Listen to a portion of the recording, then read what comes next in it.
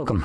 In front of me is a Lenovo Tab M9, and today I will show you how you can enable your Do Not Disturb mode.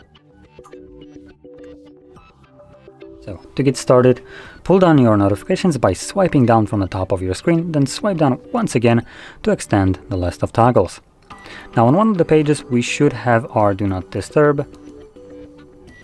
If it's not on the first page, we can swap to the second page, and I still don't see it here.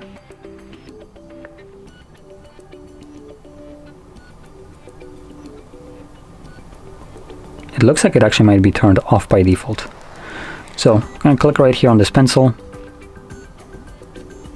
scroll down, and yep, it's turned off by default, as you can see right here. So you're going to grab this tile and then drag it to the top, drop it, and when you go back you now should have access to it.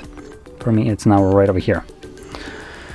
So once you see it right here, you can either tap on it to immediately turn it on, or you can hold it and this will take you to the settings where you have the option to customize how the mode actually functions.